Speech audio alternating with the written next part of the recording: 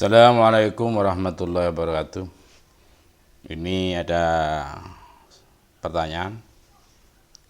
Ustadz KED. Assalamualaikum Ustadz.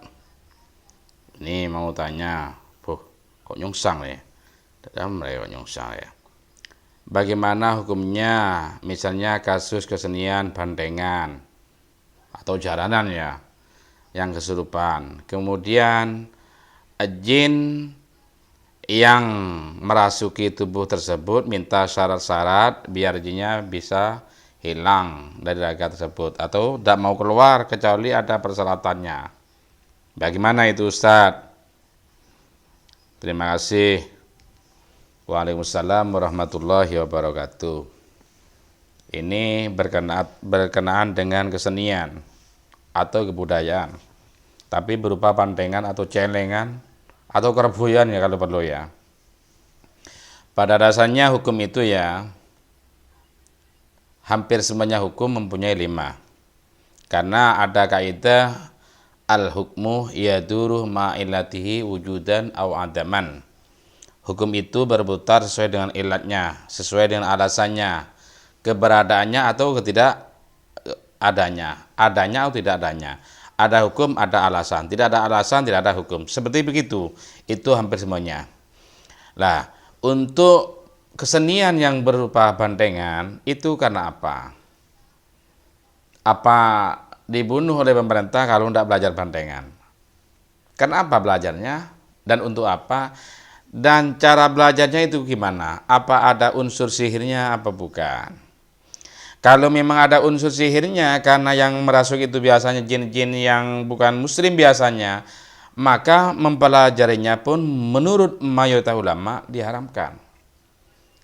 Wa dhahabal jumhuru ila hurmati ta'allumis sihri aw ta'limuhu. Mayoritas ulama berpendapat haramnya belajar sihir atau mengajarkannya. Ini kalau memang ada unsur sihirnya di dalam bandengan atau celengan tersebut. Berarti haram. Kalau memang ada unsur sihir. Li'anal Qur'an al-karimah qad dzakarahu fi ma'radid dam. Karena Al-Qur'an Karim menuturkan semacam dihina, dicela.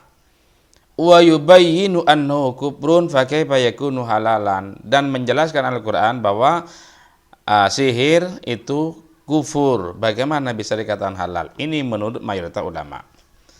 Namun sebagian ulama berkata lain. Dhahaba ba'dul ulama ila anna ta'alluma sihri mubahun, bahwa mempelajari sihir hukumnya boleh. Bidalil ta'limin malaikati sihra, dengan dalil malaikat mengajarkan sihir katanya linnasi pada manusia. Kama hakahul Qur'anul Karim anhum, seperti yang diceritakan di dalam Al-Qur'an Karim. Wa ila hadzal ra'yi dhahaba al-Fahrazi. Pada pendapat ini termasuk Imam Fahrazi, pakar tafsir min ulama ahli sunnah wal jamaah, termasuk ulama ahli sunnah wal jamaah. Ini kalau bandengan, celengan atau kerbuyan, kalau ada unsur sihirnya memang haram. Tapi kembali pada tadi itu, hampir semuanya hukum ada 5 hukum: haram, mubah, makruh, sunnah, wajib.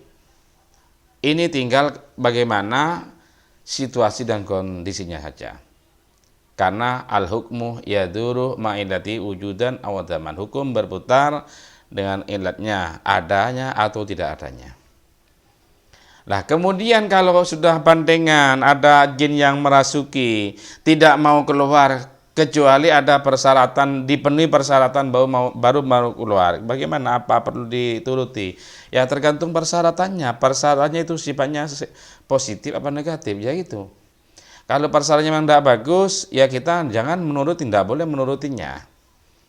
Kalau positif, karena ada lebih banyak maslahatnya misalnya, ya sah-sah saja. Tapi kalau lebih banyak mafsadatnya, ya tidak boleh. Harus dipertimbangkan antara maslahat dan mafsadat. Tapi harus diingat ya, bandengan, celengan itu ada unsur sihir apa enggak? Nah itu masalahnya, itu perlu. Karena ada hadis begini diantaranya, ini yang dibuat dalih oleh mayoritas ulama. Ijtanibus sab'al mubiqat. Hindari 7 perkara yang membinasakan. Qalu wa ma hunna ya Rasulullah. Para sahabat itu bertanya, apa yang 7 perkara yang membinasakan itu ya Rasulullah? Qala, Nabi Muhammad menjawab, asyirku billah. Pertama, menyekutukan Allah. Yang dimaksud menyekutukan Allah di sini bukan berarti seperti yang dikatakan orang-orang Wahabi itu, sedikit, bukan itu. Memang betul-betul menyekutukan Allah Subhanahu wa taala. Yang nomor 2, wasiru sihir. Sihir itu merupakan hal yang membinasakan karena bisa menjerumuskan manusia pada ke lembah kesengsaraan, neraka. Nomor 3, wa qad nafsil lati haramallahu ila bihaq.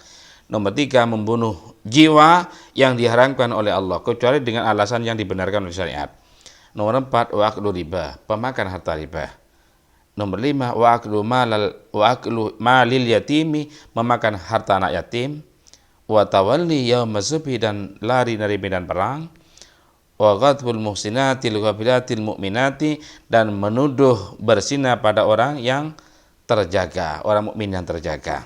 Artinya yang bisa menjaga kehormatannya, dituduh berzina tanpa alasan, tanpa bukti yang nyata. Lah, 7 perkara ini harus dijauhi. Nah, kita manusia ya tidak sepatutnya kan suudzon pada orang itu. Kalau memangnya kalau seumpama kalau tidak ikut bandengan dibunuh oleh raja misalnya, ini kan dalam keadaan darurat. Berarti kan boleh saja secara lahirnya ya mengikuti saja daripada nantinya dibunuh misalnya. Berarti kan wajib mengikuti bandengan.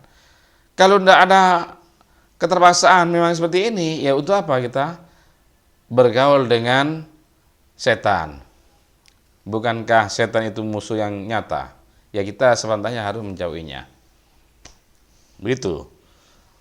Kemudian kalau misalnya kalau ikut bandengan itu mendapatkan maslahat yang lebih banyak dari mafsadat.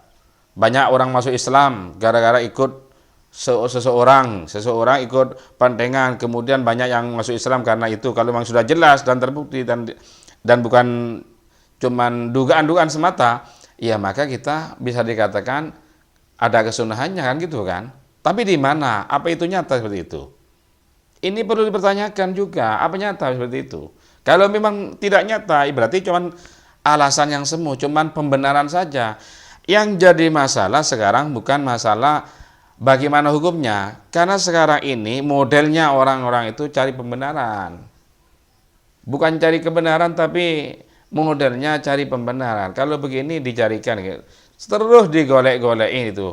Karena sifatnya bukan cari kebenaran, melainkan cari pembenaran. Itu masalahnya. Bon, semoga bisa. Ya kalau ini diceritakan tentang seputar Yasin memang masih banyak. Tapi saya kira cukup seperti itu saja. Wallahu a'lam.